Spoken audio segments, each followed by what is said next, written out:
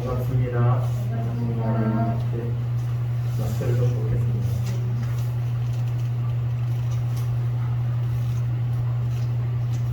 네, 황희성 목사님은 제가 청년 시절에 아무것도 모를 때 하나님의 말씀이 송이꿀보다 달다라는 걸 이렇게 저에게 깨닫게 해주시는, 어떻게 보면은 영적인 그런 형님이지만 영적인 아버지 역할 그렇게 저에게 해주셨고, 20대 초반에 정말 이렇게 아무것도 모르면서 봉사는 열심히 했었는데 그때 하나님이 어떤 분이신지 제 눈을 이렇게 열어주는 그런 은인입니다.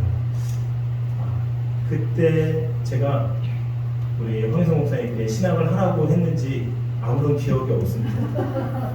주님의 음성으로 어디서 들렸던 것 같은데, 그래도 하나님께서 이렇게 귀한 목사님을 통해서 이 지역에 나들목 교회를 심어주신 것은 나들목 교회를 통해서 예수 그리스도의 복음의 능력이 증거되고 확장되는 놀라운 역사를 이루시기 위한 하나님의 목적이 있는 줄로 믿습니다. 잠시 기도하겠습니다. 하나님 감사합니다. 하나님, 우리에게 사랑할 가장 큰 이유와 그 주제는 하나님의 사랑인 줄 믿습니다. 하나님 아버지, 이 시간 주님 세워주신 귀한 자리에 주님의 성령께서 임하여 주시고 우리 안에 임하신 임재하신 하나님의 성령을 통해서 동일한 하나님의 사랑을 경험하는 귀한 시간 되게 하여 주시옵소서. 우리 귀한 나들목 교회를 통해서 우리 황희성 목사님을 통해서 하나님 이루실 귀한 목적을 반드시 이루어 주시고 하나님 꿈과 소망대로 넘치는 복으로 함께하여 주시옵소서. 감사하며 거룩하신 예수님의 이름으로 기도드립니다. 아멘. 오늘 말씀 다시 한번 읽겠습니다. 우리가 너무나 잘 아는 말씀이고 암송하는 말씀인데요, 이 말씀이 우리 가운데 정말 무게고 무겁게 은혜 가운데 다가왔으면 좋겠습니다. 3장 16절 같이 읽겠습니다. 시작. 하나님이 세상을 그처럼 사랑하사 독생자를 주셨으니 이는 그를 믿는 자마다 멸망하지 않고 영생을 얻게 하려 하심이라. 아멘. 가장 많이 암송하는 말씀입니다. 모든 신학자들이 성경에 그 엑기스, 성경을 압축하고 압축해서 나오면 이제 가장 중요한 엑기스가 딱 빠져나올 텐데, 엑기스를 요한복음 3장 16절로 꼽습니다. 이 요한복음 3장 16절은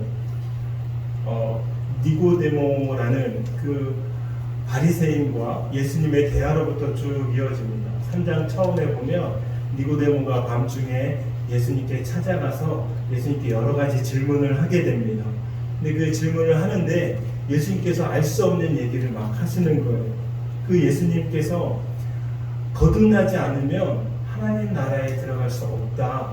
물과 성령으로 거듭나지 않으면 안 된다. 위로부터 나야 된다. 이상한 얘기를 이 니고데모에게 얘기를 합니다. 그런데요, 이 니고데모는 어떤 사람이었냐면 이스라엘의 유대인의 지도자였습니다. 그냥 지도자가 아니라 그 사내들인 공예라는 거기에 일원이었는데, 오늘날로 말하면 국회의원쯤 되는 거예요. 그 당시에는 이 이스라엘 민족이 땅을 빼앗기고 나라를 빼앗긴 상태였기 때문에 사람을 죽일 권한은 없었습니다. 정치적으로 사람을 죽일 수 있는 어떤 그런 권한은 없었지만 그 외에 종교적인 문제나 여러 가지 문제를 이 사내들인 공회라는 곳에서 사람들이 그 문제를 해결하고 그 지도자 역할을 거기서 했는데요, 그만큼 성경적인 지식도 많았고 또 사회적인 지위도 굉장히 높았던 이 니고데모, 지도자였던 이 니고데모가 밤중에 예수님께 찾아가서 예수님과 대화를 하던 중에 예수님께서 말씀하신 그 말씀을 들었을 때 그것을 도저히 깨닫지 못했던 거예요. 거듭나지 않으면 하나님 나라에 들어갈 수 없다고 얘기하는데, 거듭나는 게 뭔지, 이 큰 몸이 다시 엄마 뱃속에 들어가서 다시 나와야 거듭나는 건지 도저히 깨닫지 못하는 거예요. 예수 그리스도의 복음은 인간이 가지고 있는 지식으로 깨달을 수 있는 것이 아닙니다. 어떻게 깨닫게 될까요? 예수님이 말씀하신 대로 물과 성령으로 거듭나야만 깨달을 수가 있는 것입니다. 이 물은 세례를 의미하죠. 외적인 표식입니다. 인간이 회개하는 외적인 표식이고, 물에 잠갔다 나오면 사람이 숨이 끊어졌다 다시 살아나는 것이죠. 그리고 이 성령으로 거듭났다는 것은 내적인 표식인 거예요. 하나님께서 우리 안에 죄를 깨닫게 해주시고, 내가 죄인이구나, 하나님이 필요한 존재라는 그 사실을 깨닫게 해주시는 역할을 이 성령께서 하시는 것입니다. 그래서 이렇게 거듭나지 않으면 하나님 나라를 갈 수 없다라는 이 말 자체를 이 니고데모라는 사람은 그 당시에는 깨닫지 못합니다. 물론 이후에는 예수님을 위해서 정말 자신의 삶을 내어드린 그런 삶을 살아가는데, 이 당시에는 처음에 예수님을 만났을 때는 그것을 몰랐던 것입니다. 니고데모는 그가 가진 지식으로 예수님의 말씀을 이해하지 못했지만, 예수님께서는 그에게 정말 큰 진리를 가르쳐 주신 거예요. 하나님 나라에 갈 수 있는 방법, 그것을 가르쳐 준 거예요. 결국은 이때는 니고데모가 깨닫지 못합니다. 그런데요, 그 말씀과 쭉 이어서 어떻게 되냐면 요한복음 3장 16절 그 말씀이 이어지는 거예요. 우리 성경에는 동그라미 표시로 해서 그 말씀이 따로 분리가 되어 있는 듯 합니다. 그러나 15절과 16절을 보면 영생이라는 같은 단어를 이제 보여주는데, 그러면서 우리가 알 수 있는 건 그 문맥상 예수 그리스도께서 하나님 나라에 이룰 수 있는 정말 중요한 어떤 방법, 그 목적, 그 중요한 것들, 그것이 하나님의 사랑이었다라는 것을 요한복음 3장 16절에 말씀하고 있는 것입니다. 우리가 잘 아는 말씀이죠. 너무나 잘 아는 말씀이기 때문에 이 말씀을 읽을 때마다 그냥 늘 지나치는 정말 중요한 말씀이야 라는 것을 알고 있지만, 이 말씀이 우리에게 어떻게 살아서 역사하고 어떻게 내 마음 가운데 드러나는지 우리가 잘 모를 때가 많은 그런 말씀입니다. 하나님이 이 말씀을, 예수님께서 이 말씀을 하신 이유가 반드시 있는 거겠죠. 그것도 요한복음 3장 16절 니고데모의 그런 대화를 이어서 이 말씀을 하신 이유가 어떤 것인지 함께 나눴으면 좋겠습니다. 3장 16절은 하나님으로 시작합니다. 하나님이 이렇게 시작하는 거예요. 하나님은 우리 삶의 주제인 줄로 믿습니다. 주제입니다. 하나님, 주어입니다. 수많은 번역본에도 맨 처음에 나오는 이 단어 하나님, 물론 순서가 바뀌었다고 주어가 바뀌진 않겠죠. 그러나 맨 처음에 주어는 제일 먼저 나오죠. 하나님이 세상을 이처럼 사랑하셨다라는 것입니다. 여러분, 여러분의 삶의 주어는 무엇입니까? 여러분의 삶에 가장 소중한 것, 가장 처음 그 삶의 시작이 되는 것, 그것이 무엇입니까? 우리에게는 예수님, 하나님이신 줄로 믿습니다. 하나님의 우리의 주어가 되시는 거예요. 주어는요, 없으면 안 돼요. 반드시 문장에서 문장에는 주어가 있어야 되는 것입니다. 대화를 하다 보면 주어가 빠진 대화를 많이 하면 문맥도 이어지지 않고 산으로 가요. 그렇죠? 근데 우리가 우리 삶에도 신앙의 여정 속에서도 하나님, 예수님, 성령님, 우리 삶에 주어가 빠지게 되면 우리의 삶은 혼란하게 되고 혼돈 가운데 빠지는 것입니다. 우리가 사는 시대에 주어를 잃어버리는 그런 혼탁한 시대에 우리가 살아가고 있는 것이 맞습니다. 우리가 하나님을 잊을 수 있는, 잃어버릴 수 있는 많은 조건을 가지고 살아갑니다. 유럽의 기독교 문화에 대한 문화를 소개해주는 영상을 제가 며칠 전에 잠깐 봤습니다. 그런데 그 영상에서 제 뇌리에 딱 남는 그런 멘트가 있었습니다. 사람이 예측 가능한 미래를 살 때 하나님의 존재를 잃어버린다는 거예요. 이건 어떤 말이냐면, 모든 삶이 풍성해지고 미래에 대한 걱정이 없는 삶, 뭔가 손을 뻗으면 내가 원하는 것을 얻어내는 삶, 이런 삶을 살아갈 때 하나님에 대한 존재를 인식하지 않게 되고 필요 없게 된다는 것이죠. 여러분의 삶은 어떻습니까? 우리는 정말 풍성한 삶, 그런 것들을 누리면서도 하나님을 잃어버리는, 점점 사라져가는 하나님이 내 속에서 희미해져가는 하나님을 경험하고 있지는 않습니까? 정말 어떤 분의 고백처럼 우리가 고난에는 이겨내지만 풍성에 약한, 풍요에 약한 그런 모습이 우리의 모습이 아닙니까? 이미 유럽이 그런 모습으로 살아가고 있다는 거예요. 그래서 많은 젊은 그리스도인들이 하나님을 잃어버리고 그렇게 무신론자로 살아가고 이 세대에 편승해서 그렇게 살아가는 모습을 봅니다.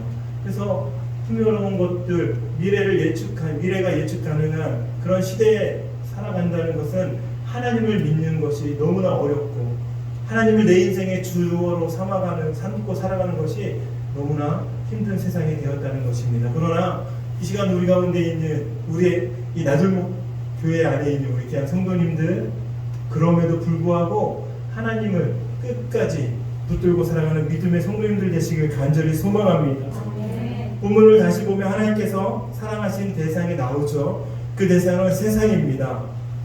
이 세상은 기본적인 전제가 있습니다. 요한복음 1장 29절에 보니까 이튿날 요한이 예수께서 자기에게 나오심을 보고 이르되 보라 세상 죄를 지고 가는 하나님의 어린 양이로다, 이렇게 말합니다. 세례 요한은 자기에게 나오는 예수님을 세상 죄를 지고 가는 하나님의 어린 양, 이렇게 표현합니다. 세례 요한은 예수님에 대해서 이렇게 이 땅에 오신 목적을 증언하고 있는 것입니다. 이 땅에 오신 목적이 깨끗하고 멋지고 흠없 없는 그런 사람들을 위해서 오신 것이 아니라 죄인들을 위해서 오셨다, 이렇게 말씀합니다. 이 죄는 우리가 알다시피 인간의 불순종에서부터 시작되는 것입니다. 태초에 하나님이 천지를 창조하셨습니다. 천지를 창조하시고 낮과 밤을 만드시고 빛과 어둠을 만드시고 또 바다와 물과 무틀 만드시고, 또 이 무태는 정말 하나님께서 씨 맺는 열매 맺는 가지들, 나무들을 자라게 하시고, 이 물 속에는 이제 고기들이 살 수 있는 그런 고기들을 만드십니다. 그리고 마지막 날에 모든 조건을 다 완벽하게 만들어 놓으신 후에 하나님께서는 사람을 만드셨어요. 아담을 손수 빚어서 자신의 생기를 불어넣어서 하나님을 닮은 존재로 만드신 것입니다.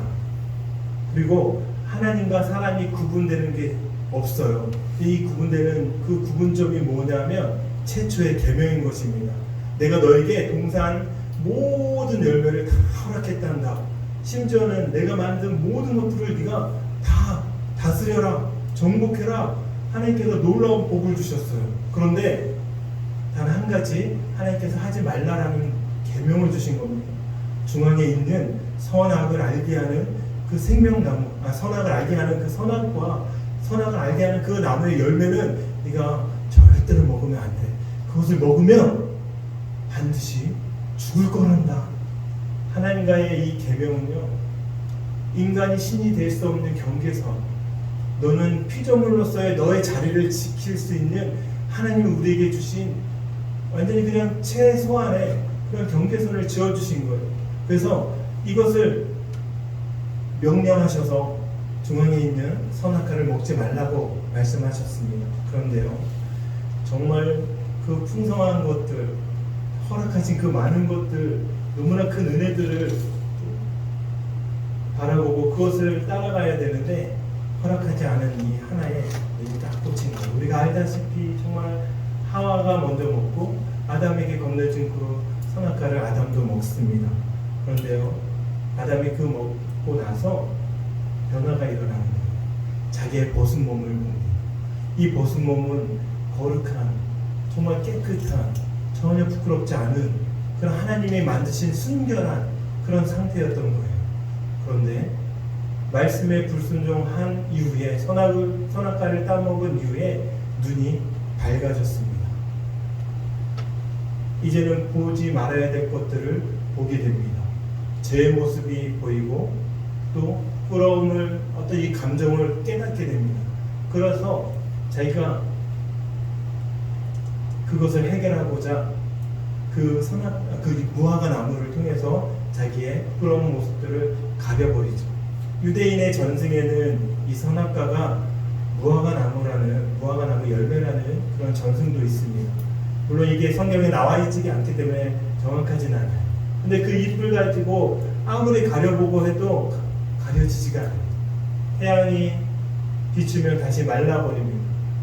하나님께 불순종한 이 불순종의 결과는 그 죄는 사람이 지었지만, 물론 사탄의 꼬임으로 사람이 그 죄를 지었지만 그 죄의 결과에 대한 그 죄의 해결은 사람이 할 수 없는 지경에 이른 것이죠.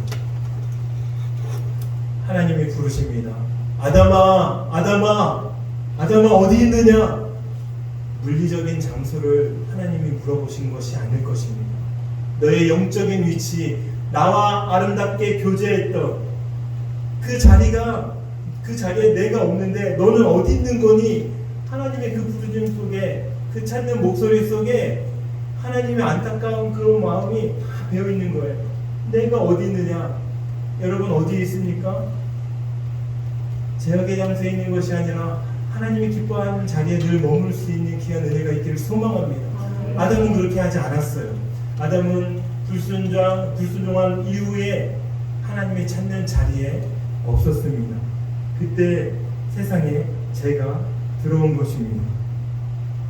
성경은 로마서 5장 12절에 이렇게 말씀합니다. 그러므로 한 사람으로 말미암아 죄가 세상에 들어오고 죄로 말미암아 사망이 들어왔나니 이와 같이 모든 사람이 죄를 지었으므로 사망이 모든 사람에게 이르렀다, 이렇게 얘기하는 거예요. 모든 사람이 죄인이라는 거예요. 죄는 유전됐다 이렇게 얘기하죠. 우리 기독교 전통이 그렇습니다. 그런데요, 성경에서 보는 죄는 아담은 모든 인간의 대표인 거예요. 그 아담의 죄는 모든 인간의 죄가 되는 것이죠. 그래서 아담이 죄를 통해서 모든 인간이 죄인이 되어버린 것입니다.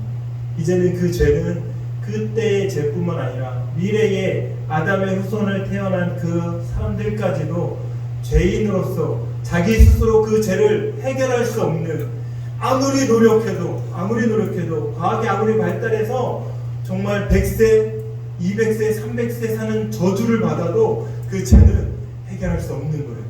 오래 사는 것이 복이 아닙니다. 영원히 하나님의 통치 안에 사는 것이 복인 줄로 믿습니다. 네.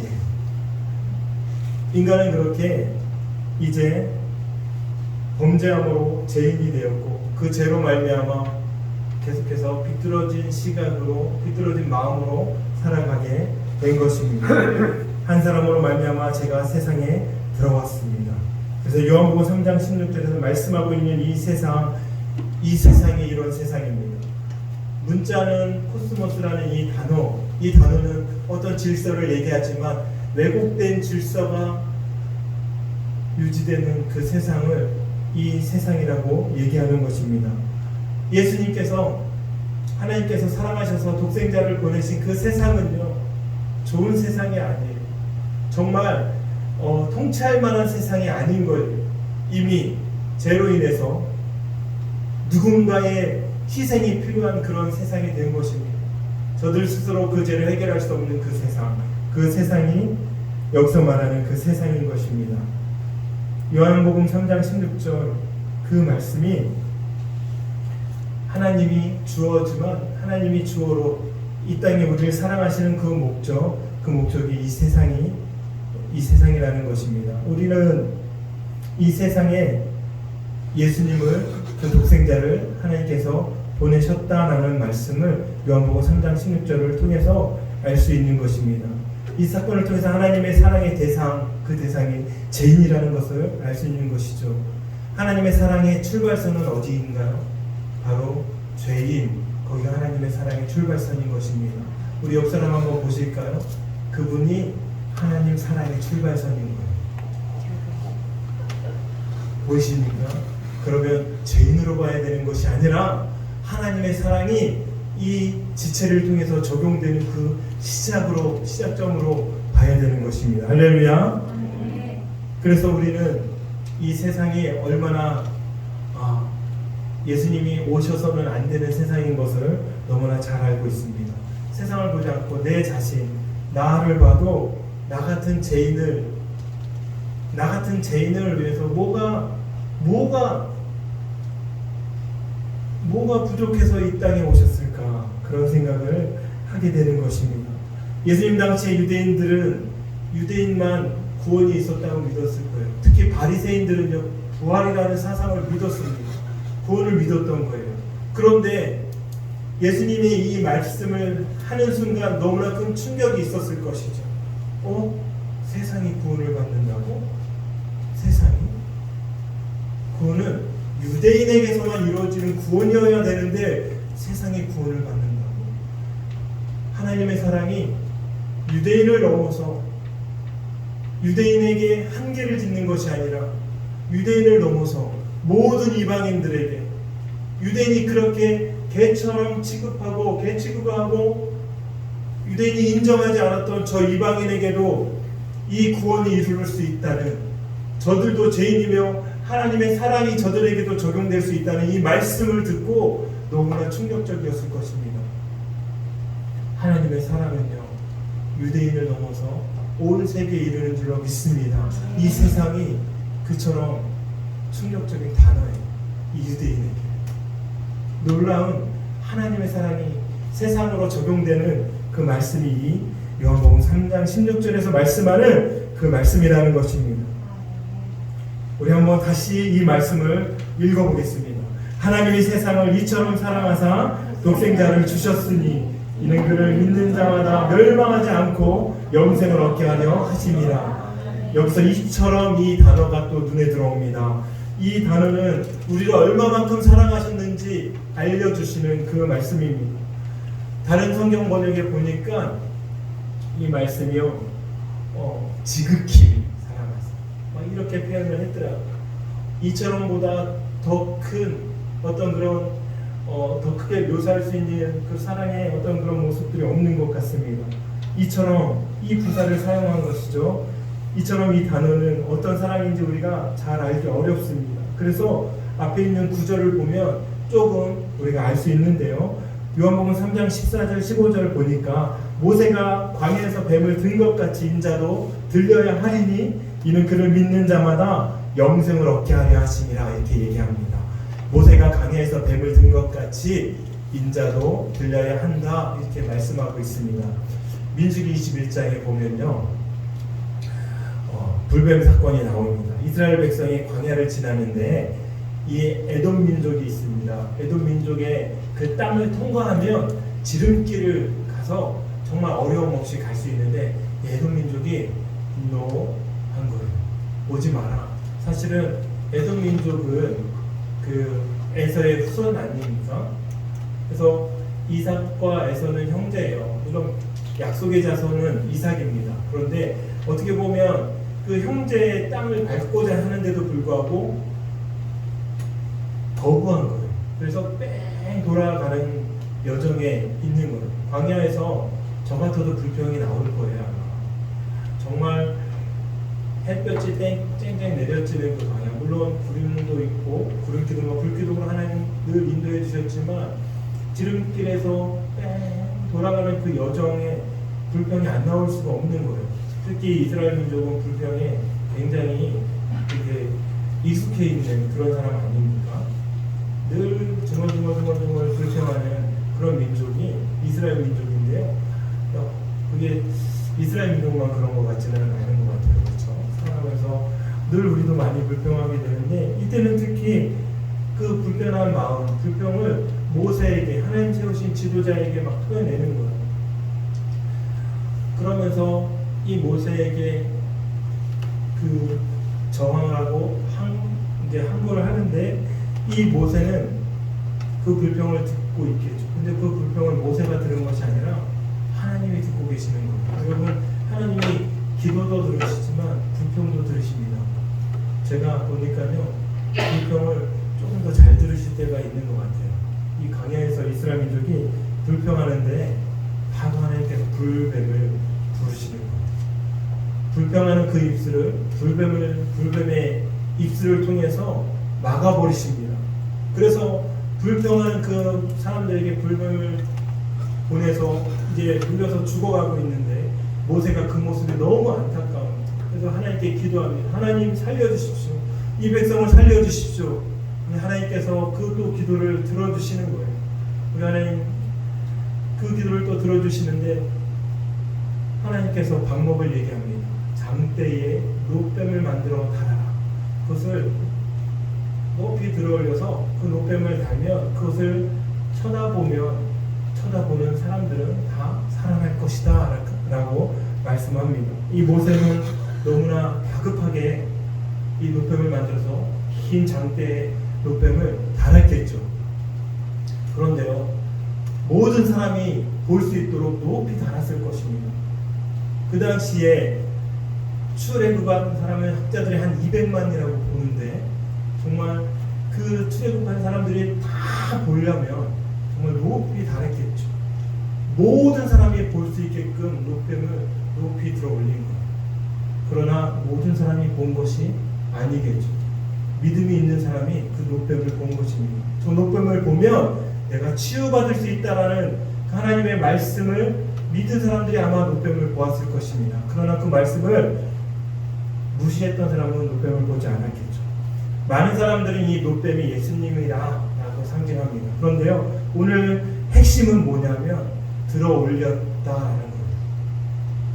노뱀은 이후에 우상처럼 음란히 섬기는 것으로 인해서 히스기야라는 왕이 그것을 깨부셔서 없애버립니다.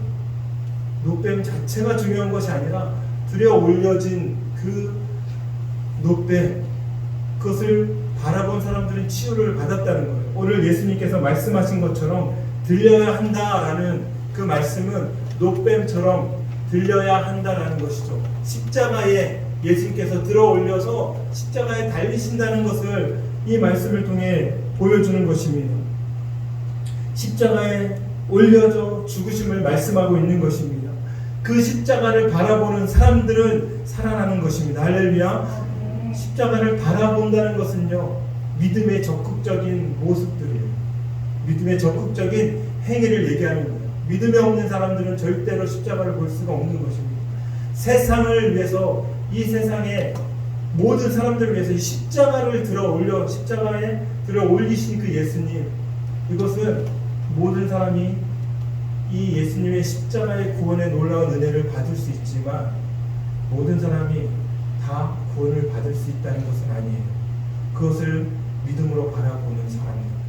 들어 올려진 그 십자가를 바라보는 그 사람들만이 구원을 얻을 수 있다는 말씀입니다.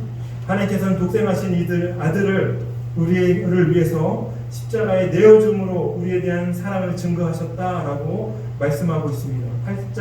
로마서 8장 32절에 자기 아들을 아끼지 아니하고 우리 모든 사람을 위하여 내주시니가 어찌 그 아들과 함께 모든 것을 우리에게 주시지 아니하겠느냐, 이렇게 말씀하신 거예요. 아들을 아끼지 않고 십자가에 들어 올리신 그 하나님의 사랑을 경험하는 귀한 은혜가 있기를 소망합니다. 그 하나님이 우리를 이만큼 사랑하셨다라고 말씀하는 겁니다. 누구를 위해서요? 죄인을 위해서. 의인이 아닌 죄인을 위해서. 내가 의롭다 생각하는 분들은 예수님이 그래서 필요가 없다라고 생각을 하는 것입니다. 하나님의 사랑은 언제나 죄인으로부터 시작되는 것입니다. 그 사실을 잊지 않기를 소망합니다. 그 죄인이 바로 나인 것 또한 잊지 마시기 바랍니다. 그렇다면 그 사랑을 어떻게 경험할 수 있나요? 오늘 말씀에 있는 거예요. 이는 그를 믿는 자마다 멸망하지 않는 거예요. 그 믿음입니다. 믿음이 사랑을 경험하는, 하나님의 사랑을 경험하는 유일한 통로인 것입니다. 할렐루야. 이 믿음이 구약시대에 하나님이 아브라함을 부르실 때도 아브라함이 믿음으로 반응한 거예요. 본토 친척 아비집을 떠나서 내가 내게 보여줄 땅으로 가라. 내가 너에게 내 씨를 주리라. 그 씨는요, 단수예요. 이삭을 상징하지만 예수 그리스도를 동시에 상징하고 있는 것입니다. 아브라함이 아브라함 때, 이름이 바뀌지 않을 때, 그 본토 친척 아비집을 떠났을 때 그 집은요, 아무도 떠날 수 없는, 아비집은요 그냥 아비집이 아니라, 아버지의 집이 아니라 그 유업이 있는, 대대로 이어서 정말 그 그 유업을 이어갈 수 있었던, 정말 그 토대가 있었던, 그래서 너무나 풍족하고 풍성했던 그런 삶이 보장되었던 그런 땅인 것입니다. 그것을 떠나라 했을 때 믿음으로 떠난 거예요. 말씀을 믿었기 때문에 떠난 거예요. 우리가 제약의 자리에서 어떻게 떠날 수 있습니까? 그것이 사실은 너무나 익숙하고 너무나 편안하고 너무나 안락한데 그 자리를 어떻게 떠날 수 있어요? 말씀으로, 말씀을 믿음으로 떠날 수 있는 거예요. 그래서 아브라함은 그렇게 믿음으로 그곳을 떠나고 믿음으로 이삭을 받고 믿음으로 자기의 아들 이삭까지도 하나님께 내어드리는 그런 은혜가 있었던 것이죠. 그래서 믿음의 조상이라고 우리가 알 수 있는 것입니다. 믿음으로 하나님의 사랑을 경험할 수 있는 것입니다. 할렐루야. 하나님의 사랑이 나에게 적용되기 위해서, 그것은 적용되기 위해서는 하나님의 사랑의 역사는 쭉 흘러가는데 그 역사 한 점에 내가 포함되기 위해서 반드시 믿음이 필요한 줄로 믿습니다. 그것이 기적인 거예요. 여러분, 하나님이 믿어지시죠? 예, 그것이 기적인 것입니다. 일상 속에서 늘 우리가 기적을 갈급하고 갈망하는데요, 가장 큰 건 이 죄인이 하나님의 사랑을, 하나님이 믿어지는 것, 그래서 그 사랑을 깨닫는 것, 이것이 기적인 것입니다. 매일 여러분 말씀을 볼 때마다 하나님이 세상을 이처럼 사랑하사 그 안에 이 세상에 내가 포함되어 있구나, 이게 믿어지는 것이, 그것이 가장 큰 기적인 것입니다. 그래서 예수님께서는 결국 십자가에 들어 올려지셔서 못 박히시고 죽으시고 장사한 지 3일 만에 부활하신 것입니다. 이 복음에는 사람을 변화시키는 능력이 있는 거예요. 제가 깜짝 놀랐습니다. 목사님께 본문을 딱 보냈어요. 본문을 보냈는데 여기 사진을 딱 찍어서 저한테 보내주신 거예요. 벌써 이 본문을 가지고 설교를 하셨단 말인가 머릿속이 다 지나가서 목사님께 여쭤봤는데 아직 본문을 가지고 설교를 안 하셨다고 얘기를 하시더라고요. 안심을 했는데, 하나님의 사랑이 우리 가운데 닿았을 때 그것을 경험한 하나님의 자녀들에게는 변화되는 놀라운 역사가 있는 것입니다. 제가요 막 신학을 시작했어요. 저는 40살에 신학을 했습니다. 40살에 신학을 시작했는데 신학을 시작한 이제 신학생이었는데 급하게 전화가 왔습니다. 너무나 잘 알고 정말 함께 기도했던 어떤 집사님 어머님이 약을 이렇게 털어 넣으신 거예요. 우울증이 너무 심해서. 그래서 저희 집 근처에 있는 그 병원에 입원을 하신 거예요. 장세척을 다 하고 다행히 이제 생명에는 지장이 없었습니다. 제가 그분께 이제 문병을 갔어요. 그때 코로나 한참 전이니까 문병이 이제 쉽게 됐었는데, 그분은 저를 몰라요. 그냥 그분의 딸 부탁을 받고 저는 갔다 온 것이죠. 갔는데 아무런 표정이 없어요. 제가 갔는데도 저에게 어떤 눈빛도 주지 않아요. 그런데 마음이 너무 아픈 거예요. 그래서 제가 그분을 위해서 거기서 정말 간절한 마음으로 기도하고 이제 나왔습니다. 나왔는데 그 이후에 그분이 계속해서 복음을 듣게 된 거죠. 그러면서 이제 신앙생활을 시작을 하게 된 거예요. 새벽 예배를 간다는 소식을 들었는데 너무 마음이 기쁜 거예요. 근데 제가 서울에 이제 명성교회, 큰 교회죠. 지금은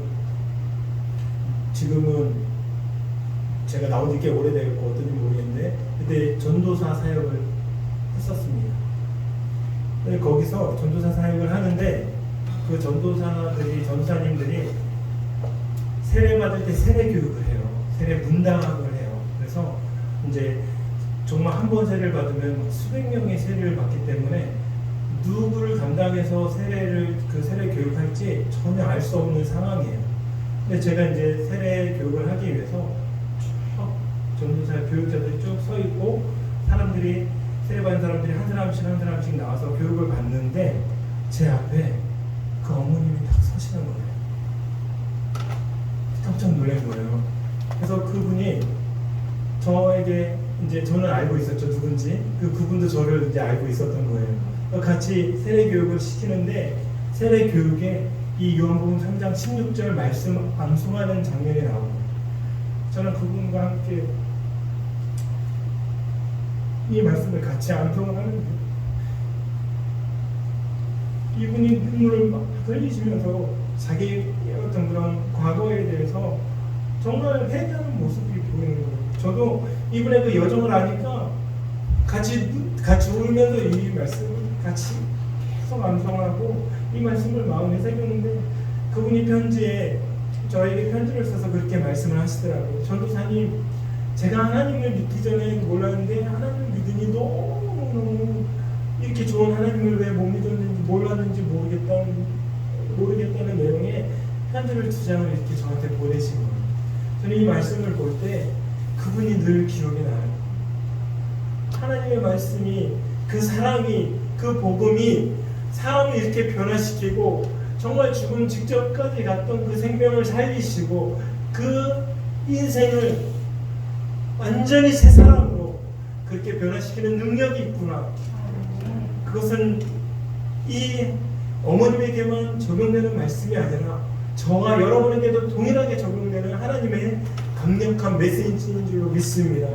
여러분, 복음은요, 초신자 때 한 번 듣는 것이 복음이 아니에요. 끝없이 우리가 매 순간순간 그 복음을 듣고 매 순간 우리에게 그 사랑을 주신 그 하나님이 누구신지, 내 인생의 주제, 내 인생의 주어를 늘 가슴에 새기고 그분이 나에게 주신 예수 그리스도의 사랑, 그 사랑을 마음에 품는 그런 삶을 살아내는 것, 그것이 성도의 모습인 줄로 믿습니다. 하나님께서 우리 나들목교회의 그런 은혜를 항상 부어주실 줄로 믿습니다. 하나님이 나들목교회를 이처럼 사랑하사 독생자를 주셨으니, 하나님이 황성 목사님을 이처럼 사랑하사 독생자를 주셨으니, 하나님이 우리를 이처럼 사랑하사 독생자를 주셨으니, 이는 그를 믿는 자마다 멸망하지 않고 영생을 얻게 하게 하십니다. 우리에게 주신 하나님의 강력한 메시지인 줄로 믿습니다. 우리를 변화시켜 주신 그 사랑을 늘 가슴에서 놓지 마시고 기쁠 때나 슬플 때나 하나님의 사랑을 붙들고 승리하는 삶을 사는, 그리고 누리시는 우리 귀한 나들목교회 모든 성도님들 되시기를 간절히 축복합니다. 잠시 기도하겠습니다. 사랑의 하나님, 감사합니다. 하나님, 우리를 사랑하셔서 그 아들 독생자 예수까지 아끼지 아니하시고 우리 가운데 보내주신 하나님의 사랑을 우리가 놓지 않게 하여 주시옵소서. 하나님 아버지, 인생의 여정에 거친 그런 하나님 아버지 그런 삶이 있을지라도, 또한 풍족한 삶이 있을지라도 그것이 우리를 걸려 넘어지게 하는 장애물이 아니라 하나님께 가까이 가는 디딤돌이 되게 하여 주시고, 더욱더 하나님의 사랑에 가까이 다가가 살아가는 믿음의 삶을 우리에게 늘 허락하여 주시옵소서. 우리 사랑하는 나들목교회 하나님 정말 부흥하게 하여 주시옵소서. 70, 하나님 120, 300명의 성도들로 채워주시고 능력 가운데 이곳에서 선포되어지는 하나님의 말씀이 이 지역을 변화시키고 이 나라를 변화시키고 열방을 변화시키는 놀라운 역사가 있게 하여 주시옵소서. 감사하며 거룩하신 예수 그리스도 이름으로 간절히 기도드립니다. 아멘.